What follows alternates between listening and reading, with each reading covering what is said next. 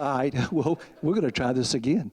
I'm Ron Sharp. I'm the executive of Arc of the Bay, and as I was saying earlier, God's put people in our lives that can make a difference, and Mark is definitely an individual who has been a blessing to me and to our agency. Going to give you an overview about how this kind of all started and the networking, if you will. We have a gentleman on our board, Jim Works, who his daughter, Helen, is a Girl Scout.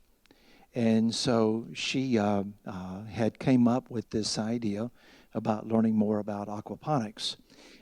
She had, in my opinions, if you will, is full of energy and life, and like a Girl Scout in putting towards their Gold Award, wanted to really put a program together, a project together that would make a difference.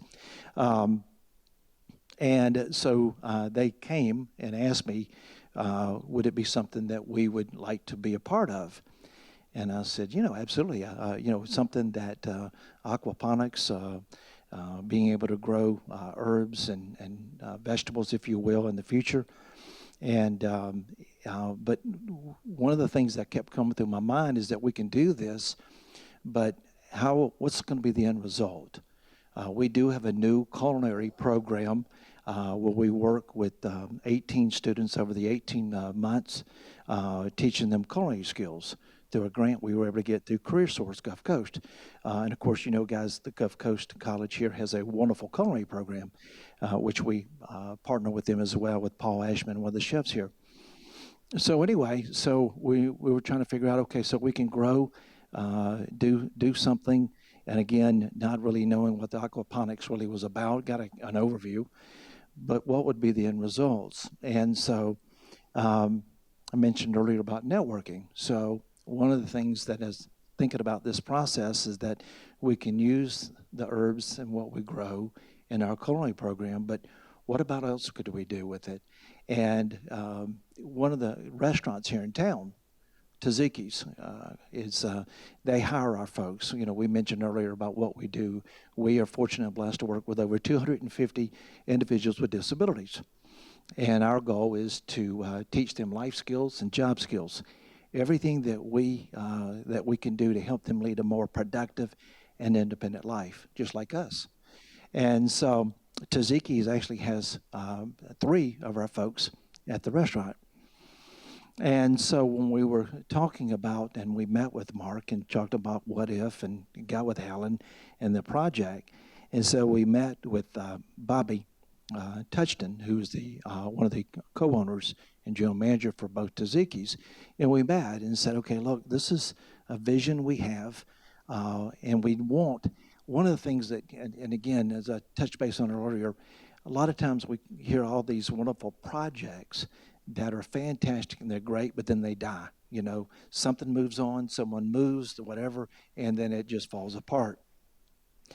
And so, we met with Bobby at Taziki's, and Mark and I and Helen, and started talking about what if, and finding out what does Taziki use in their products and their ingredients and their daily cooking. And so they gave us a list of about 5 or 6 herbs. They gave us, how much usage, if you will, how much that they prepare weekly, monthly, and so forth. And so we did the calculations, and the bottom line is that, we're not going to get rich on it, but guess what? We'll be a little bit of revenue that would come in, and we're not going to lose money.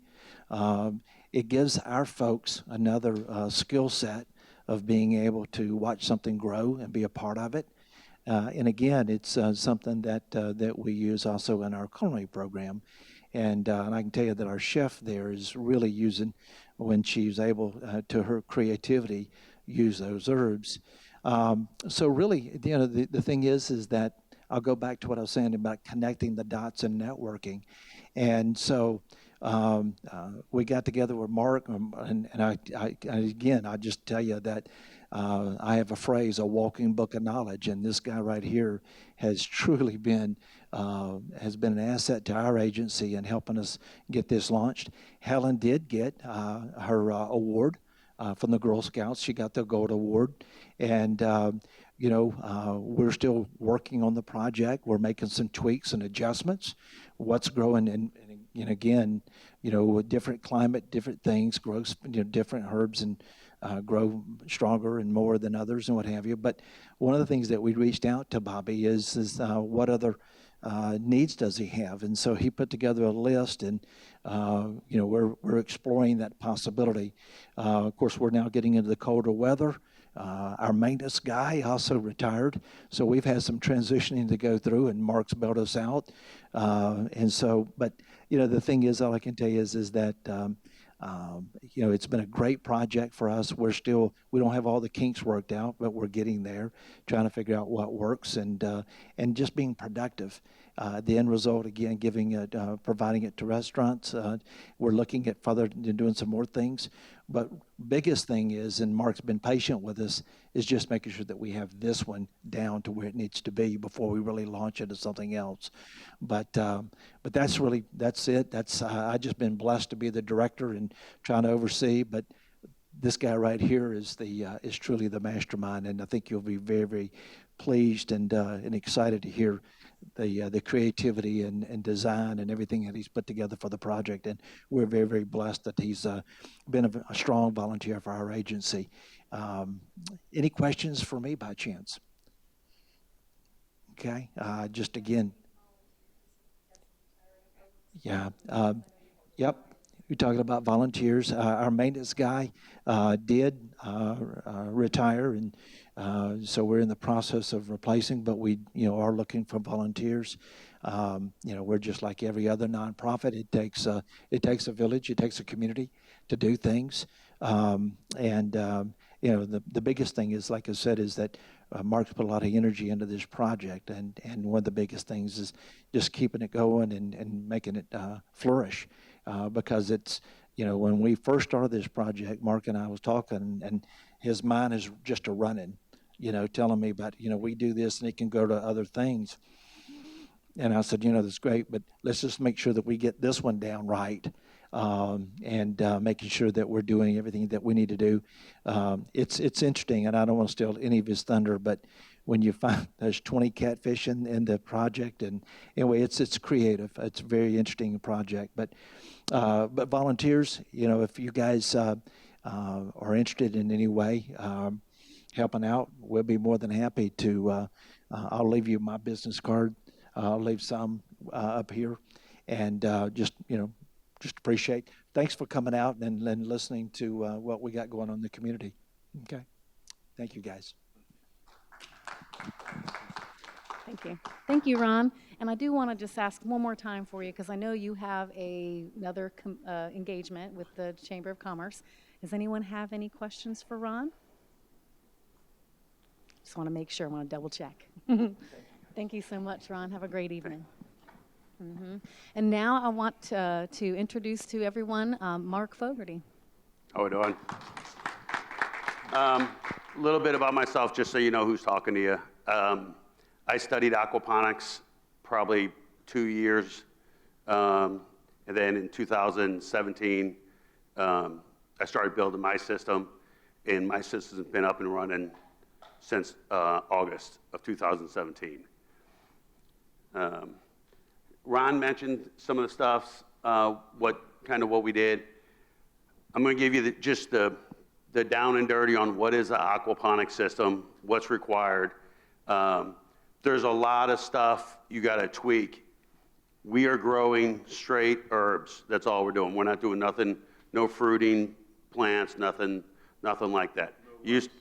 You start getting into that, then you got to start changing some things up, and we'll cover some of this stuff. What's an aquaponic system? It's just an environment, symbiotic environment that the fish, you're using the fish aquaculture, where there's a bunch of catfish farms down through this Gulf Coast area. If you just take that and pipe all of that fish waste into a huge garden, it's basically, you're just compressing it. So the three we're really going to talk about as far as a recirculation aquaculture system, and that just means you're pumping it up It's circulating through, it collects back, and it just keeps on cycling through the same water. You have media fill beds, deep water culture, or raft beds, some of them, and NFT beds, the nitrate or nutrient film technique. That uses the least amount of water. But with the least amount of water, you're more susceptible to changes a lot quicker. You know, smaller fish tanks, oh my gosh, we didn't clean the water quick enough or something.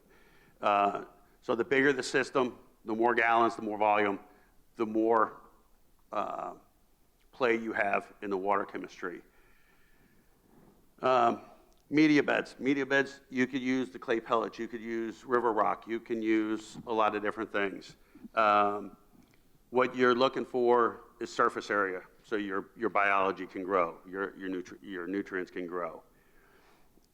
A lot of people use media beds because they don't have to use filters then, or it depends on fish density. Again, we can go a lot down some rabbit holes, which I don't want to do. I kind of move through everything so we can cover it. That's how I started. I have media beds, rock beds. I didn't have any filters. After the storm, I lost all my fish. I got 200 more in April and just overstocked. I just have a huge density now. So I did have to add a filter. Are you going one and one on your poundage for water and fish? Well, we'll get into that, but you can go from, it's supposed to be the way it's designed is like a fingerling up to a 1 pound, 5 to 10 gallons for each one of those. Yeah. Okay, I'm way beyond that. And then the nutrient film technique, the NFTs, you'll hear me say later, that's the more costly, if you will. You got to have a lot more piping, you have a lot more tubes, because each one has its own supply, instead of just a big media bed, or a raft bed, which is just floating, and you can put your plant density can be quite a bit higher. Like I said, the media beds, it's just a container. You can use everything. We're going to get into the materials on the next slide. Media beds are all pretty much fill and drain with a bell siphon or some type of siphon. I think they have the greatest flexibility for crop, because you can do corn, you can do tomatoes, you can do lettuce, you can do collard greens, where if you get into a raft system or an NFT system, you're kind of limited to what you can really put in there. That's my personal opinion. Again, the media beds use this filtration. I have about 1,000 worms in each 4x4 media bed, and they just, they live in there. The water goes up and down constantly by itself, and the worms just hang out. They reproduce. You get a lot of benefit from the worms. Deep water culture beds. If you want to do a lot of lettuces, spinaches, any leafy greens, not so much collard greens because they get so big, but deep water culture beds are really good for those. Again, the crops, what you're limited to, because you really can't do fruiting like peppers or, you can do anything you want, but to get a benefit out of it, it's not a really good idea, I don't think. You would do, in a media bed, you could do your fruity. Yeah. The large demand for air. Underneath those rafts, when you see an aquaponic system or a hydroponic system, and you see them big, like 4 foot, 8 foot wide by 30 whatever feet long, there's massive air stones underneath there. And there has to be so the roots can get some oxygen, which, again, gets into the cost. And the NFT materials, basically just like gutter system. I use PVC pipe. We use PVC pipe, 4-inch PVC pipe at Arc of the Bay system, and we have pictures of that coming up. But you do have to have a lot of piping or hose valves to control all the water, because Because you don't want to, just because you have a problem with one, you don't want to shut down the whole thing. You can just isolate that one chamber. You can take it out. You can do it for cleaning, whatever you choose to.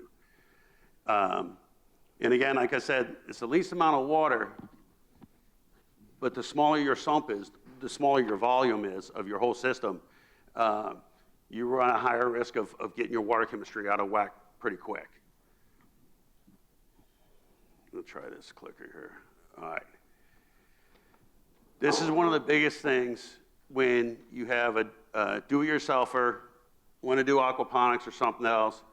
If you're going to do aquaponics, everything you have to make sure, well, you don't, again, you can do whatever you want, but you want to make sure it's food-safe plastics.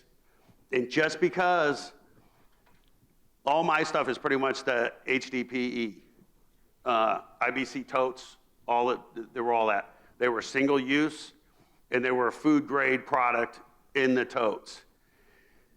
I've looked at a lot of totes before I found these, and they have gear oil in them. They have all kinds of chemicals in them. You can, this guy at a farm has 5 of them, but you don't know what's in it.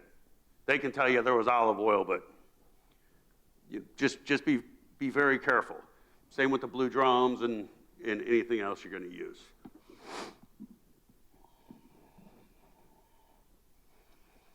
All right, the major components, you got your fish tank. We're going to kind of just rattle through these. Fish tank, filter, grow system. Grow system, I'm referring to the media beds, whatever you're going to put your plants in. I also threw vertical towers in here because that is another option. You can do, your plant density can be really high if you're doing vertical growing. Problem you run into if you're outside is where's the sun at? If you can only grow on one side, well, what's the use of having all these towers? They have these big warehouses they build now, just huge pole barns, and they got LED grow lights, and they just go on remote control, just go up and down the plants, the vertical towers, and they're just producing crazy stuff. The plants are going to dictate your fish density, not necessarily so much your fish density, it's how much you feed the fish. Because if your nitrates start getting really high, you just cut back the food, and that's going to drop that right back down. And then the oxygen pumps. Your dissolved oxygen, we'll get into that here in a little bit, but you want it as high as possible, but down here it's really hard because even if you have underground tanks, the water's still going to get hot. So your oxygen level, your dissolved oxygen level is going to go down. So I run in my system, I run a septic tank air pump is what it is.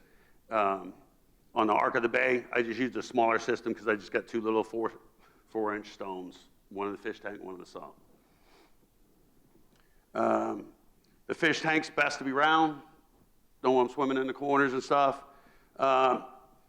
Shielded from the sun. Every tank, every fish tank, every sump, anything. You don't want the sun getting into the water. You want to have at least, if you do a media bed, you want to have about 1.5 inches to 2 inches of gravel where you go high tide, if you will. The highest level before the bell siphon takes over, you want at least 1.5 inches.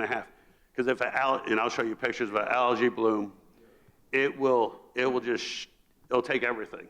It'll just take, yeah, the oxygen, it's just massive. That's my experience. Okay.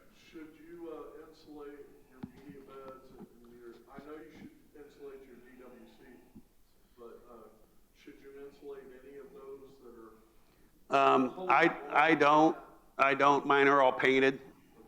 Okay. But no, I don't. I haven't insulated them. I mean, I guess depending on where you live, you could if you choose to. Okay. The filter, depending on how big your system is and what you're doing, again, this is all what do you want to grow and how do you want your system. The filter is going to remove the solids, or you could use a media bed to remove the solids like I do and use worms or whatever, and that'll work. But you start getting to a higher fish density, you're going to have more waste. You're just going to have, it's going to be pretty nasty in those media beds. Do you combine a spin filter You mean like a swirl filter? Swirl filter and the media bed together? You can. I mean, that's why I put in a 35-gallon filter in my system, because the fish density that I have, because of the plant density I have. Again, the size, Arc of the Bay system, we just have one filter coming out of the fish tank, and being it's NFT, you really want to have the cleanest water you can have. Yeah. So you're not sending all that stuff to collect on the roots, and then you get root rot and all that stuff. So comes out of the 55-gallon drum, fish tank, goes into the filter. Where the water comes in, and we got pictures of it, I'll show you. You can see the dirty water, and there's lava rock maybe about that deep in the bottom. On the other side, there's a divider plate. On the other side, it's probably 6 inches below the surface, all the lava rock is. The water goes in, and you can see it's murky and cloudy, and you can see it coming back up, and it's crystal clear. And that's your biology, your nitrification is happening in there. Your ammonia is getting broke down by the nitrites, and then the nitrates come from that, and that's what goes to the plants. Is there such thing as over-filtering the water before it goes to the plant? I would think the worst thing you could do is your water's moving too fast through a filter. It don't have enough stay time, if you will. Okay. I understand the volume as far as the beds go. Yeah, because he mentioned swirl filter. A swirl filter is designed so you have a max stay time of water in that filter, so them solids just go down to the bottom. And then it just gradually goes out the top.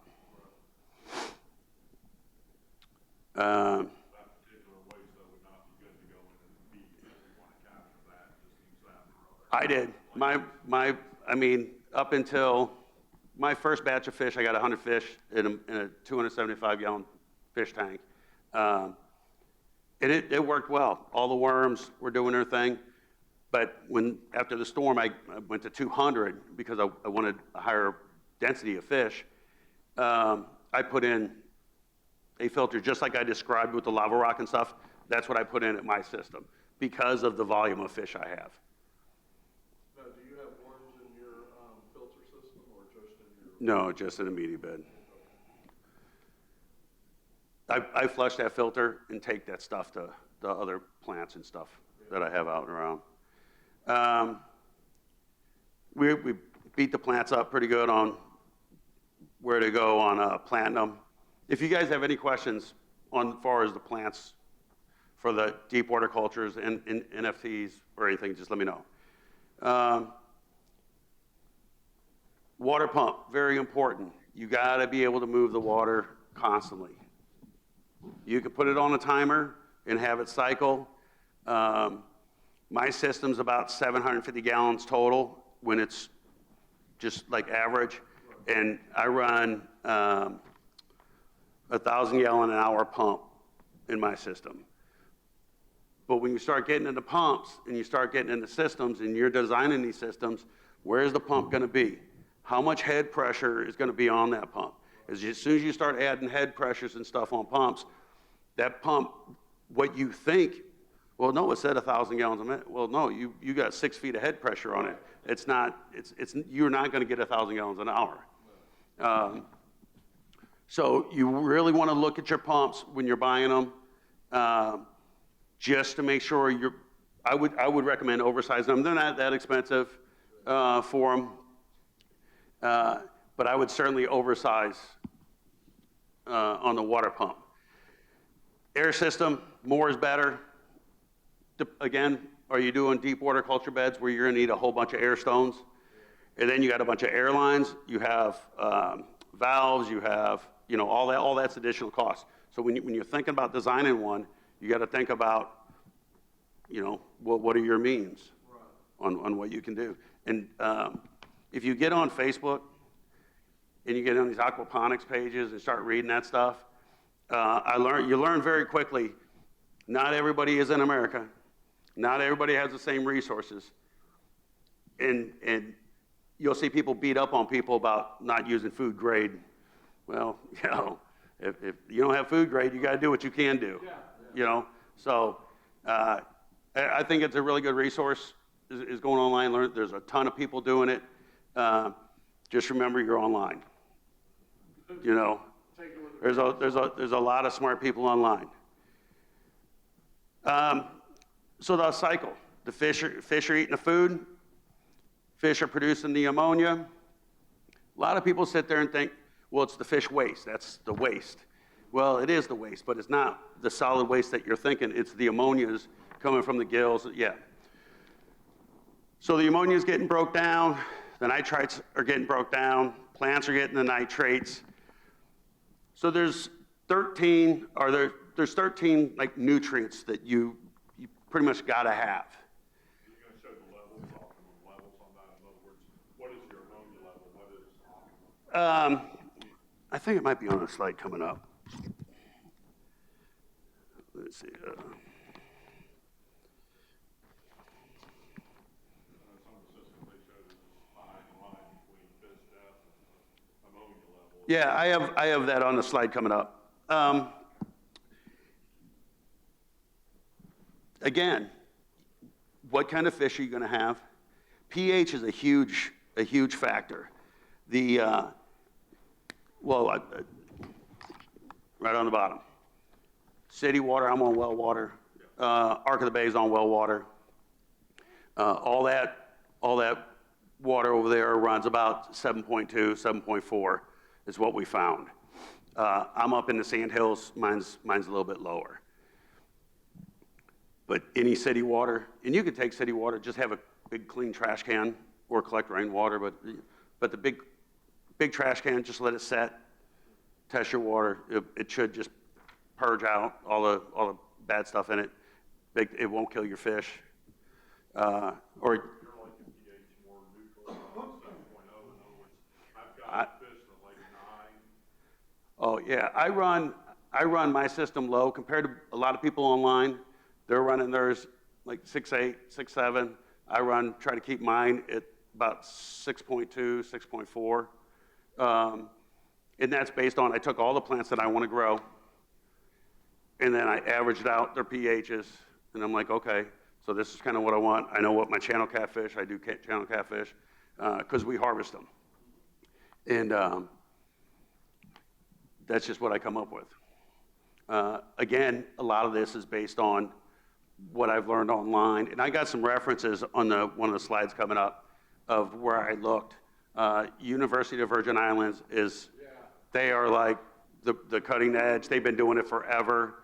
I think I read papers from FSU, Tennessee, over in Gainesville, they have one. Oh, West Coast there's a lot of universities that write papers, do a lot of research on it. And you get a lot of knowledge. Some of them are way above my level, so I just kind of like move on because I'm not going to sit and waste time.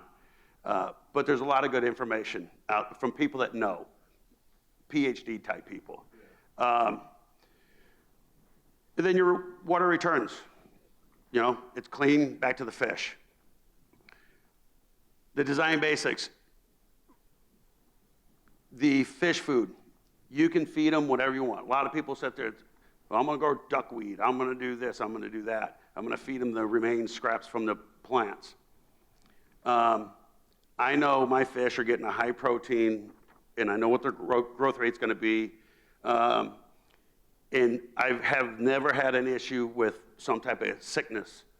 Nothing on any of the fish ever. Other than we lost power and yeah. So now all this, when you see this like 30 heads and stuff, this is all the standard to measure a setup. If you want to deviate from it, and you want to grow peppers or you want to grow pineapples, that's not necessarily going to be true. But this is what you're going to see is a measuring device for an aquaponics system as a scientific, like on a paper. They use 30 heads of lettuce. This is the fish density that they do. That's just the standard so they can measure. So when you're talking to someone, and you're an aquaponics person and you're trying to describe your system, they can kind of get a feel if you're saying, well, this is what I use, is 30 heads of lettuce, but I changed it up because I do this and now I do this. Kind of, you can think about what else has been done. The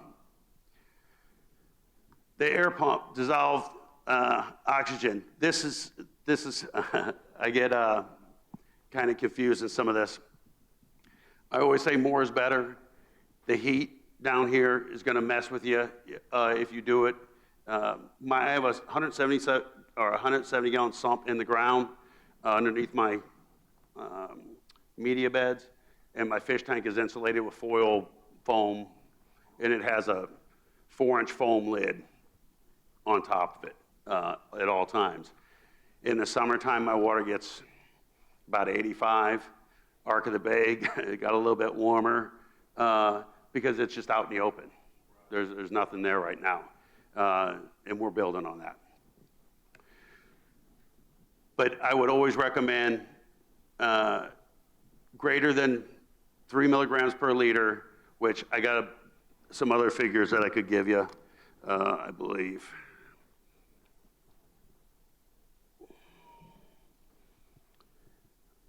Yeah.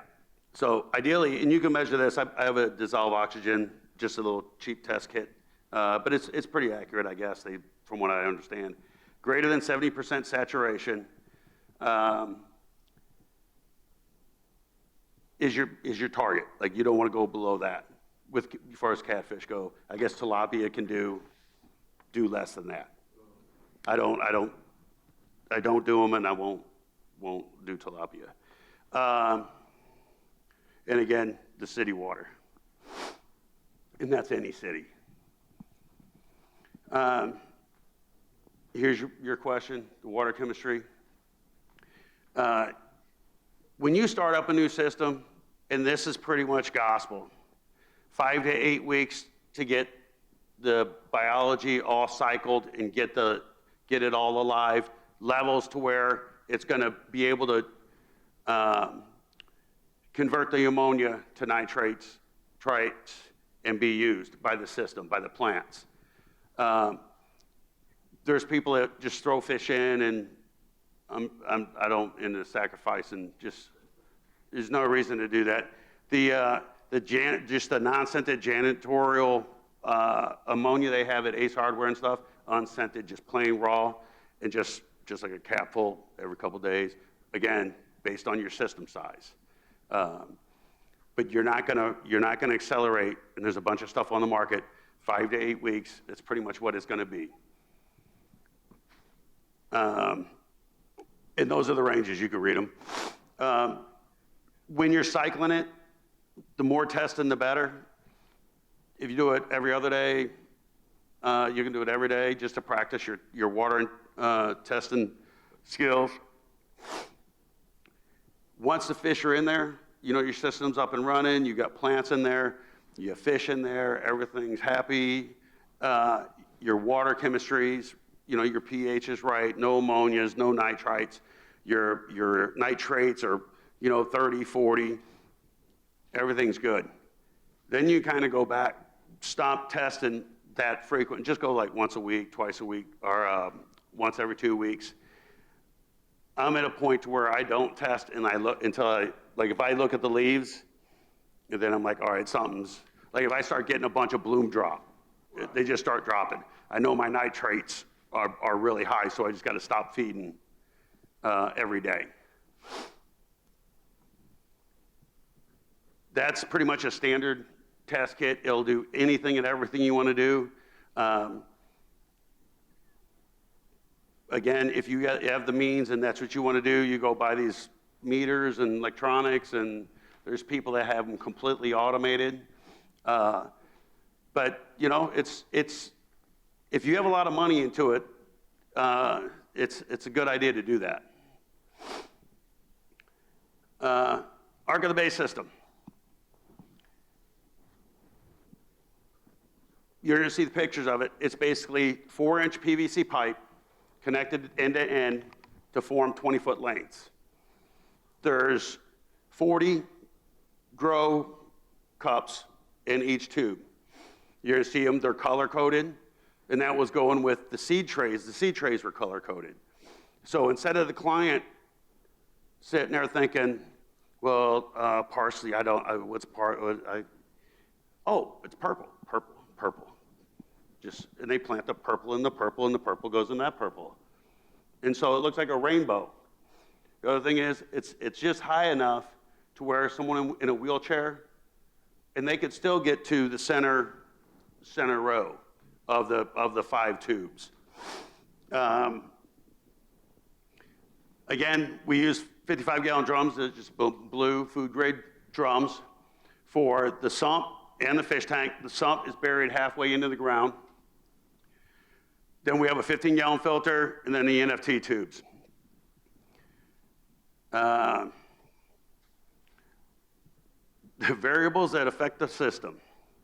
Roots. We're going to get into piping here a little bit, but roots are a major cause of losing water, because they'll plug up a drain, then your system will overflow, and all your water will be gone. Well, not all your water will be gone if you design it right. Your fish will still be good. Rainfall. Ark of the Bay, they're out in the open. Has anybody been by the Ark of the Bay and seen theirs? Okay, so they're just on a table, PVC pipe. There's some tanks out there, you see some PVC pipe, and you have, there's hoops with a shade cloth over what we have growing right now is a bunch of basil. So it's out in the open. So when it rains, all them cups collect water. All the tank, the sump, and the filter and all that, they all have lids on them, but they still get water in them from the rain. So that's kind of like, we don't have a control over that unless we put a roof over it, which it's rainwater. It'll be good. You don't get rain. The evaporation with their system, because it's not enclosed, and it's not being checked on. And we'll get into the maintenance and stuff here in a second.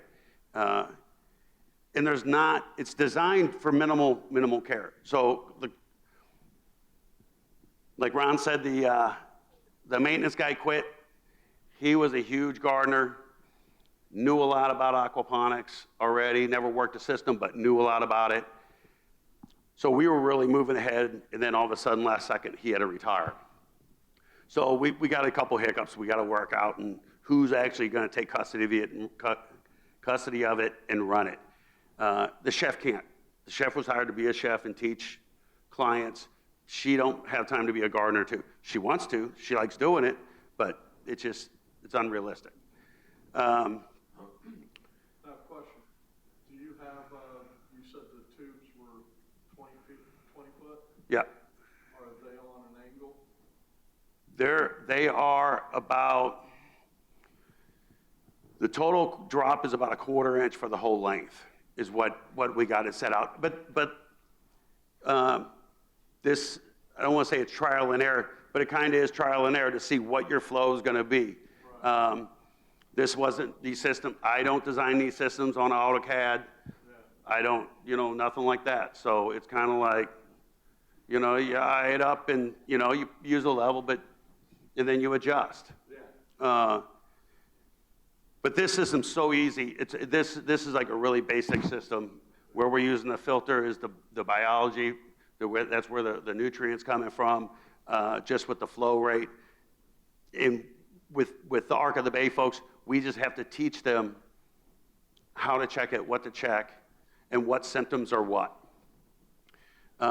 This is basically, we have a little air pump. We have 2 stones, one in the fish tank, one down in the sump. Submersible pump. In this system, again, I said I like going higher capacity on the pumps, 250 gallons per minute. The whole system there is, I think I wrote it down somewhere up here, about 150, 175 gallons at any given time in the system. So the pump's more than capable. And then you'll see some pictures, their valves are throttled, so you get certain pressures, and you maintain that head pressure. because you have to maintain the head pressure in the fish tank to push the waste out the solid lift overflow tube. We started with 10 catfish. Ron said we had 20 now. We do have 20 now because we wanted a higher growth rate. We wanted to get more nitrites because these are leafy plants. They love that. And they could just grow a lot faster. So we modified that. 200 plants. The square footage for this whole system that we have at Ark of the Bay is about 120 square feet total. That's it. That's all it takes up. And then if you go to an A-frame or you go lean it up against a building or something and just do tubes down it, I mean, your plant density for that square footage can be pretty high if you're short on space. Then the last, we have an automatic feeder. Just wanted to make sure they're constantly getting fed and they don't eat. Problem we run into is the system's so small, and that's for a pretty big koi pond or something like that. And I have it programmed at 8 o'clock for 1 second, and it dumps just too much food, so we had to take it out. You know, it's just creating a big mess. This is like a maintenance sheet that I did for Ark of the Bay. You're cleaning, what it is, what do you got to do. It's pretty simple. Now, I also have a check sheet that they have to where they go out and, you know, check each NFT drain pipe. Check this, check the water level, check this. And so they know, they go out there and they get into that habit. Okay, so my little laser thing, I don't think so. Oh, it was there. All right, well, this is the filter right here, and we got more pictures. This is the filter. This is the sump. This is a 55-gallon drum that's down in the ground halfway, and this is the fish tank, which is a 55-gallon drum just up on the ground. This is the return water from the NFT, the tubes, from all the way down at the end. This is your supply. The pump is down at the bottom of this. We put a coupling here, so if you gotta get to the pump, you just disconnect the coupling and pull it out, easy maintenance. The water comes up through here, comes up through here into this manifold. This goes up to the fish tank, and you can see how the 45s are on there. That's kind of promote the swirl in the fish tank, you know, along with the fish swimming in a circle. Each of these are individual valves, go into each of the NFT tubes, so we can adjust them. They don't run like this. They just, I mean, they're barely cracked. Just takes a minimal amount of water. And that way it keeps enough water going in here, just pushing in, and then it causes the water to come up this piece right here, and that's the solid lift overflow. So basically the water's coming in at the top, and the waste and everything down at the bottom that's swirling around, it's just getting forced to the center and getting pushed up that solid lift overflow right here, which takes it into the filter right here. If you're really considering doing an aquaponic system, don't forget the overflows. Overflows are extremely important.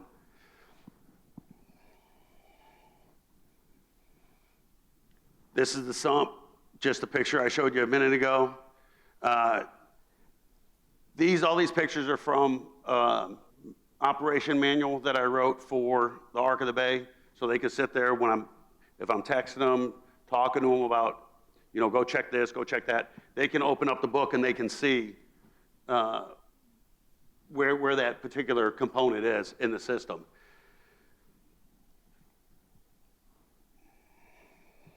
All right, this is looking down into the fish tank. This is your supply. The water's coming out, kind of causing a swirl. Now down in the bottom, what you want to do for your fish is put a little home down there, you know. Put some PVC pipe down there so that they can hang out in. Just something. Do not put cement. Don't let your water come in contact with cement. So don't put a cinder block in there, nothing like that. And then we have the overflow, and then the solid lift. What size tubing should you use in the bottom? 4-inch or For like a little safe space for them? I have 6-inch PVC pipe. Okay. You want I want, yeah. Now like, I'm building another system right now where I'm gonna have 3 fish tanks. I'm gonna have basically a nursery, a grow out tank, and then a harvest tank. But pretty much in all those tanks, I'm gonna, 6-inch, 4-inch PVC pipe. And then again, based what fish you're gonna raise. There's people that do it and raise koi, and they sell the koi, Cover and insulate tanks, very important. This one right here is not a very good picture, but you can get the point. So that's the solid lift overflow. You see the hole in the top? You gotta make sure you use a T on the top. If you do not, it will create a suction and it'll suck all the water out of your fish tank. turn it into a bell cycle. That's, basically. And just that, and it's a 2-inch pipe that I have with a cap on it with all the holes in it. If I didn't have if the fish weren't so small, when I made a mistake on my first system when I started, I cut the slits too big and they kind of went up through the piping. So I just started doing the holes with the cap, and that seems to work really well. And that's all the way down at the bottom. And you want to make sure so you slip it off for cleaning. So what size holes are you using, a 1/4 inch? No, you want to go up. I'd go bigger than a 1/4 inch, maybe 3/8 or something like that. But then again, it's based on what are you going to get fry? If you're going to get fry, well, then you're going to even have to have a net on. Yeah. And then if you cut them too small, you're going to run into a problem with them getting clogged up. Right. In which then your tank's going to be all gnarly. In this system, like I said, we designed it. There's a 15-gallon filter on it. I modified the filter. The plate down on the bottom, it's just like starboard. Just a bunch of holes I drilled in it. They're like 1/2-inch holes drilled in it. And it's sitting, and it's conical shape. Well, you can see right here. So there's a space, there's a gap underneath there. So when the water's coming in and the sediment, it can kind of get pushed through there. And now this will get cleaned out depending on how, we'll let it layer up about every month. Shut the pump down, drain that out, and hose it out, and just collect all the remains and go use that in potted plants wherever. And then you can see on the end slide, on the left side, how it's all kind of foggy and got some debris in it and all that. And then the other side, the water comes in and goes down. It goes down through them lava rocks. Then it comes back up through, and you can see how clean the water is when it goes back.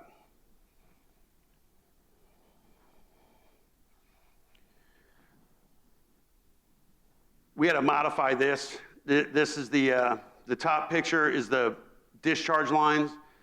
The bottom was your supply, which I pointed out earlier. They started getting clogged up.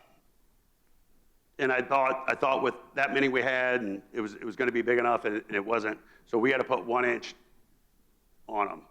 And it was because of roots or nothing like that. It's just the debris caught on the edges, and it just caused the clog.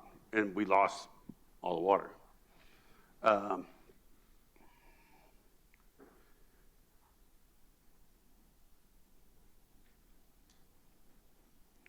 That's about all you need coming in. If you look right here, the water coming in. Yeah, that's about all you need. Some people use little bitty tubes. I don't think that would be a good idea, just because the susceptibility of the debris floating through the water. You're not going to filter everything out. Stuff is going to get caught. So if you're going to go small little lines, you better increase your filter. Like get a bead filter or something. Using like 1 inch there. Yes. And then, like I said, it's just like a quarter inch or so drop in that whole 20 feet. Algae bloom. Pardon? Yeah, yep. Now you can use plastic gutters. People have used those. You know, you can use a lot of stuff. I think so. Yeah. So the algae bloom. This happened. We had a volunteer come in, plant some new seedlings, or plant some new little plants, and they only put in just a little bit of rock in the bottom of it, and there was water kind of on the surface of the rocks, and that was about 3 days. And it just takes over. And like I said, the worst thing is, to me, yeah, it's going to throw some things off, but the oxygen, what's going to kill your fish? Ammonia and oxygen. So you want to make sure you're always watching for this. All right, any questions? Any further questions? Now, in these baskets here that you're using in the NFT, a lot of times I've seen, especially I guess with your greens and stuff like that, they actually just have the roots going directly into water. Well, it started with something. There was something that held that seed. So there was what a lot of these, what they have is rock wool. They can use rock wool. They can use just little styrofoam like floaties I've seen people use. I personally wouldn't, just because where's that stuff from? What's in it? You don't know. So if you use actual gardening, food safe, little styrofoam seed starters and stuff, and what they do is like on a deep water culture bed, their plant density will be like every inch. It's thousands of these little plants. And as soon as they get bigger, they'll move them to a bigger board, and they'll do a bigger board. Yeah. Yep. Yeah, you can. Yeah, you don't have to do cups. You can do whatever you want. These are just solo cups because they're available. They're cheap. They're food safe. All right. I added some pictures of my system of and some of the stuff I grow and how it's set up. So this was.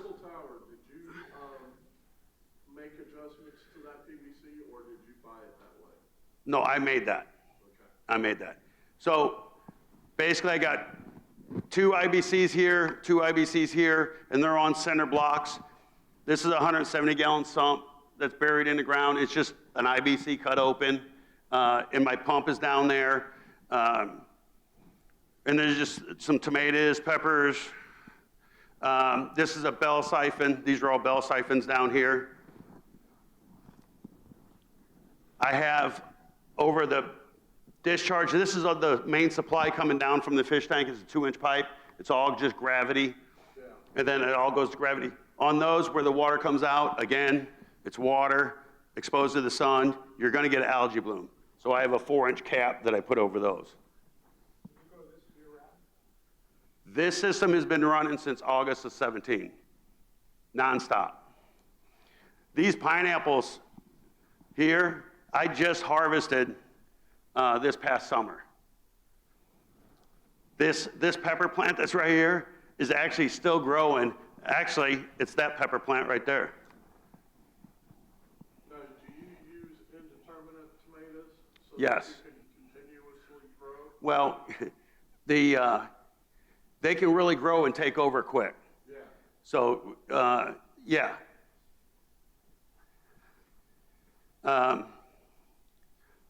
This was, I forgot when, some time ago. I took these out right here, but I was growing collard greens, kale, lettuce, all that stuff in them. But we get so hot, it just, the lettuces and stuff like that, I just took it out because it was a waste of space.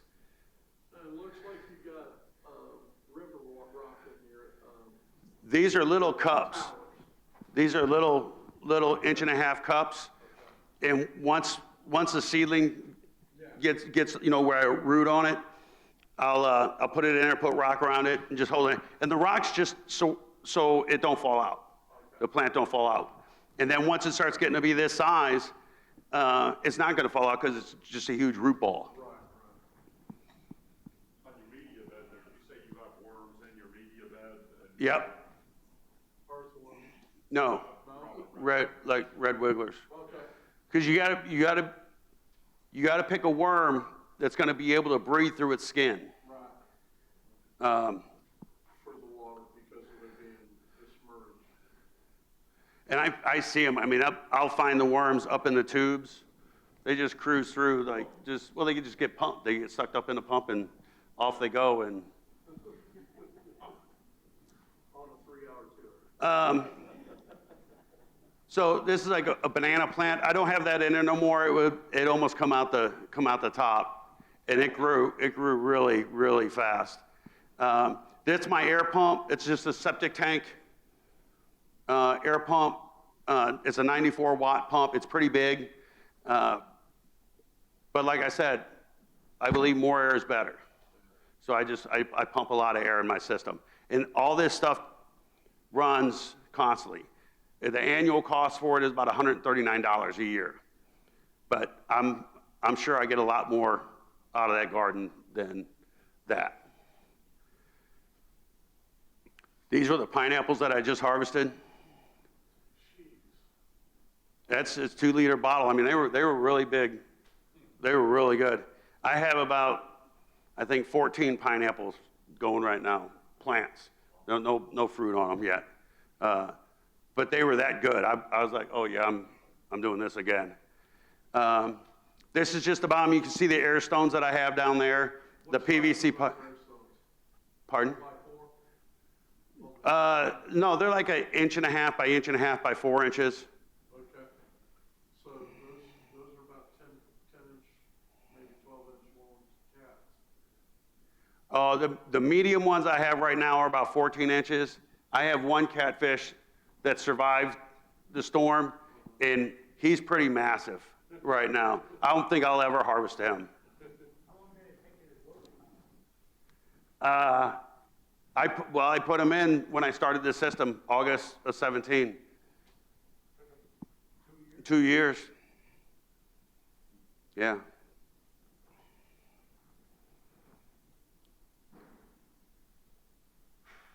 Now these are some of the references that I talked about.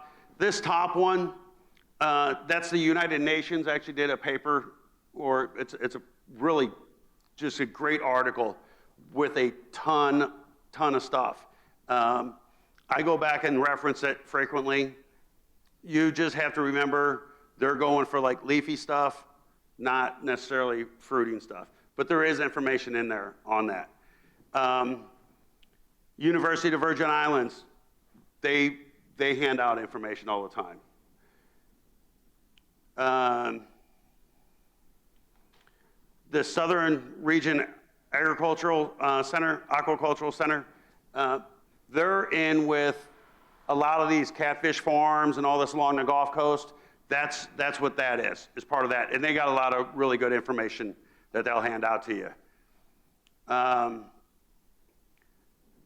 The Panhandle Hydroponics, if you want to buy containers and stuff like that, he's given me a lot of really good knowledge on how to, because all you're doing is growing in a container. It's Guy over there near the Harley shop? Yeah. Okay, Yeah. I like him, he's really good. Yes. How does your water use compare to, say, a standard farm?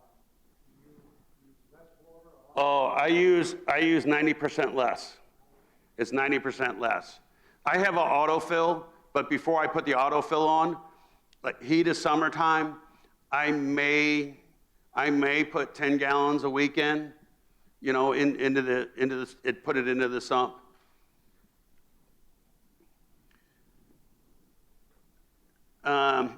Some YouTube. I learned a lot. Like I said, I researched this for about 2.5 years. Rob's Backyard Aquaponics.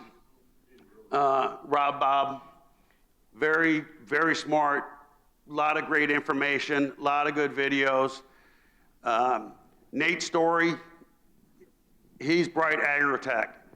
It's a company, they sell vertical grow systems, that's their thing. But they have a greenhouse that any one of us could have in the backyard, that we could build in the backyard. And that's where he teaches, that's where he does a lot of these videos. Super informative, you know, he breaks it down to the simple, but it's everything you need to know. It's all the information, scientific information, and whys and hows, but he breaks it down to where, you know, a do-it-yourselfer can grasp and actually take hold of it. Now, this last one, it's called School of Aquaponics. It's on YouTube. He's got a lot of energy. I've watched him. I've learned stuff from him. But it seems like he's getting into more of a sales pitch for them bead filters, which, you know, that's cool. Teaches a lot of knowledge, though. You know, he knows what he's talking about. He's a good resource, and that's why I have him up there. And I guess that's it. Any questions? Does anybody do aquaponics, or you? I'm going way overkill. I actually got a 55,000 gallon tank. I have about 1,500 blue tilapia in it. Yeah. I've got pumps that are pumping in excess of 30,000 gallons an hour. And I've got about a 150-gallon swirl filter. Right. I've got bead filters. Right. I've got So, lava rock. are you doing just aquaculture, or are you doing aquaponics, like with the guarding? Yeah, and what I'm going to do is actually plan on piping in part of that pond into the aquaponic system. I gotcha. Okay, and that's going to be the reserve. Now, my pond is it is out in the sun. I mean, it's obviously big, but it's about 16 feet deep.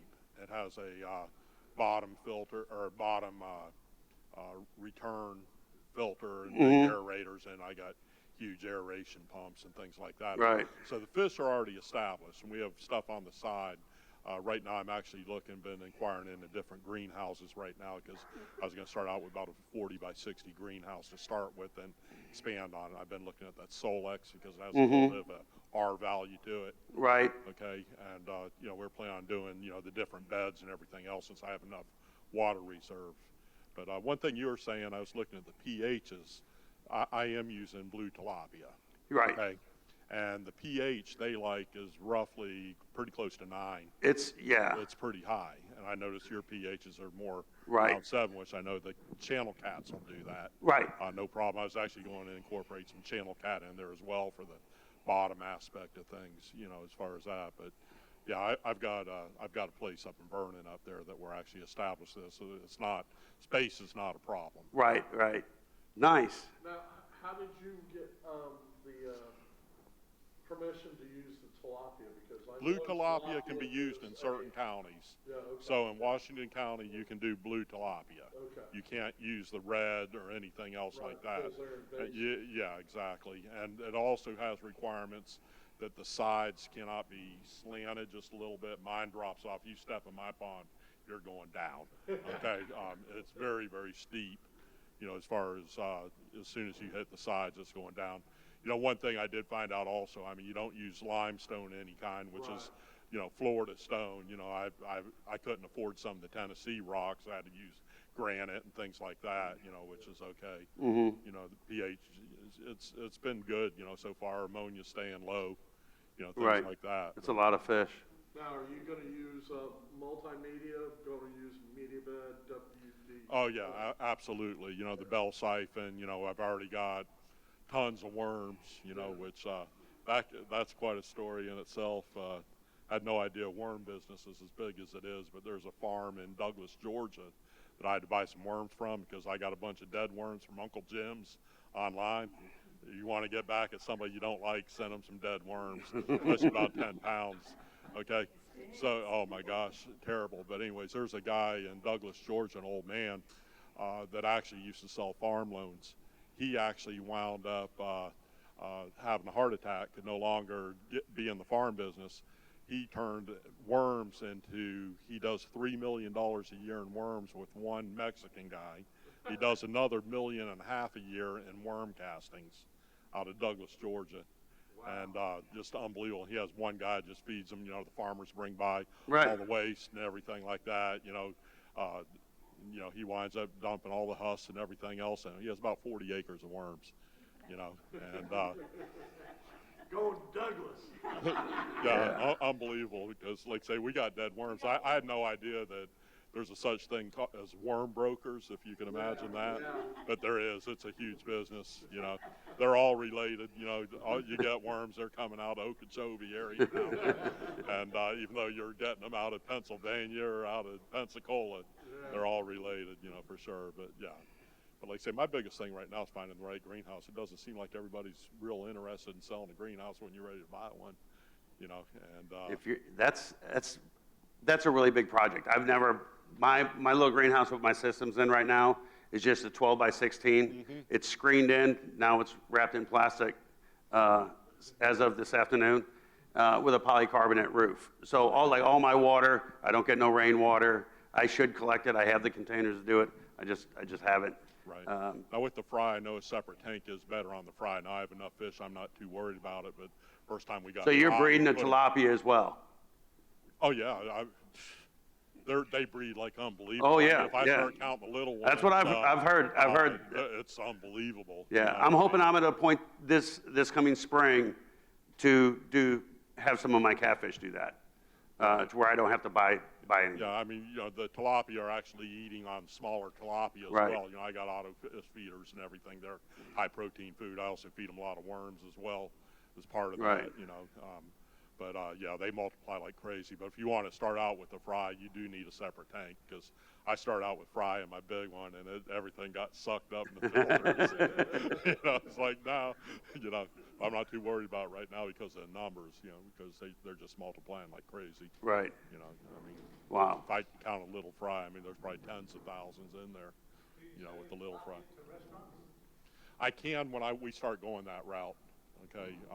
Right now, it's personal consumption. I mean, I've got some blue tilapia right now about this big, you know, so. So 3 or 4 pounders. Oh, yeah, absolutely, absolutely. And they'll get that size in a little over a year. So your feed rates, you're like stuffing them. Oh, yeah. Yeah. Yeah, oh, yeah. Yeah, they're feeding 4 times a day for 30 seconds or so. Yeah, I don't And, feed mine that much. Well, I've got the media bed. I got the beads on one of my filters. That's why I was asking about over filtering or things like that. You know what I'm saying? But it looks like when you're doing filtering, you're going through the filter, then into the into the lava rock afterwards. Right. Yeah, we're doing the same Right. thing there. So. Yeah. Because I got a tank that holds 500 pounds of lava rock. And Yeah. my bead filter. I think a lot of people you see online and do some of these YouTube videos, and they'll preach a lot of stuff. You can do whatever you want, and if what you have and what you're doing is working, Like I said, wouldn't everything's change. coming into next, and it's a good reserve. You know, my water temperature stays, you know, warm, not hot in the summer. And winter, I got to watch a little bit. You know, it depends how much cold we get. You know, I do have to watch out a little bit. You know, but I water pretty much in the heat of summers, around about 82, 83 degrees in the heat of summer, just because of the depth. right? The You reserve. said 16 feet. Yeah, Right. yeah, it's a 40 by 60 by 16 foot.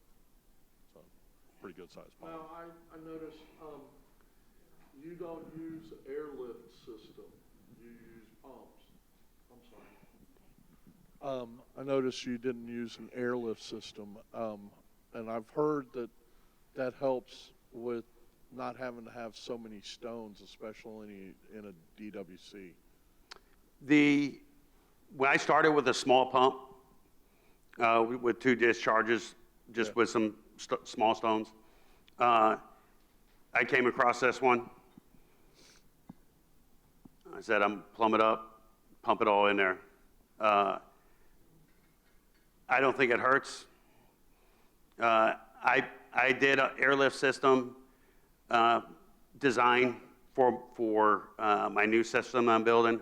It was going to be a 300-gallon tank in the ground, and then I was going to bury the 6-inch pipe probably about 4 feet below that, and then have the air go down to the bottom with the air stone in the pipe, and have the airlift come up to a 100-gallon tank up above, and then that'll just gravity feed. That's where the gravity feed would happen. It'll go to the 3 fish tanks. It'll go through the swirl filter, go through the lava filter.